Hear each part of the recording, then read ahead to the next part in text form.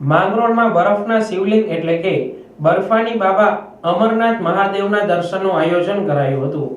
જૂનાગઢ જિલ્લાના માંગરોળની ગોપાલકૃષ્ણ ગૌશાળાના પટાંગણમાં અમરનાથ મહાદેવના દર્શનની અનુભૂતિ થાય તે માટે આયોજન કરવામાં આવ્યું હતું, જેમાં ધારાસભ્ય ભગવાનજીભાઈ કરગઠિયા, વેલજીભાઈ મસાણી, શહેર ભાજપ પ્રમુખ લિનેશભાઈ સોમૈયા, નગરપાલિકા પ્રમુખ, ચીફ ઓફિસર, પાલિકા સભ્યો, વેપારીઓ, આગેવાનો સહિત મુખ્ય મહેમાનોની ઉપસ્થિતિમાં બરફના શિવલિંગ એવા બાબા અમરનાથ મહાદેવના દર્શનનો શુભારંભ કરાતા માંગરોળ સહિત આસપાસના ગ્રામ્ય વિસ્તારમાંથી મોટી સંખ્યામાં દર્શનાર્થી લોકો દર્શન કરવા માટે ઉમટી પડ્યા હતા।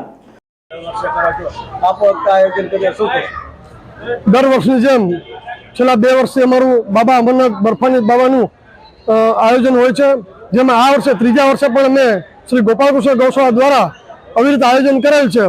અને અત્યારે હાલ વરસાદ હોય છતાં પણ ખૂબ મોટી સંખ્યામાં દર્શનાર્થીઓ દર્શન કરવા આવેલ છે।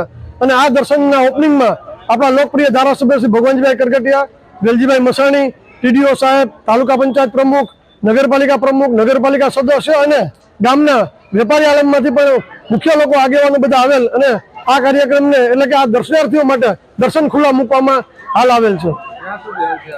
આ દર્શન આજે તારીખ 22 અને આવતીકાલે તારીખ 23 બપોરે 4 વાગ્યાથી રાત્રે 12 વાગ્યા સુધી આ દર્શનનો દર્શનાર્થીઓ દ્વારા લાભ લેવામાં આવશે। પવિત્ર શ્રાવણ માસના અંતિમ 2 દિવસ સુધી આયોજન અમરનાથ મહાદેવના દર્શનનો વધુમાં વધુ ભક્તોને લાભ લેવા ગૌશાળાના પ્રમુખ સહિત ટ્રસ્ટીઓએ અપીલ કરી હતી। આજ રોજ માંગરોળ મુકામે ગોપાલકૃષ્ણ ગૌશાળા ટ્રસ્ટ દ્વારા અને એના પ્રમુખશ્રી દ્વારા માંગરોળ મુકામે બાબા અમરનાથના દર્શન થાય લોકોને ને માંગરોળમાં સુવિધા પૂરી પડે એના માટે છેલ્લા 3 વર્ષથી આ ટ્રસ્ટ દ્વારા અહીંયા ગૌશાળાની અંદર બાબા અમરનાથના દર્શનનો મંદિર બનાવવામાં આવે છે અને લોકો બહોળી સંખ્યામાં લોકો લાભ લે છે।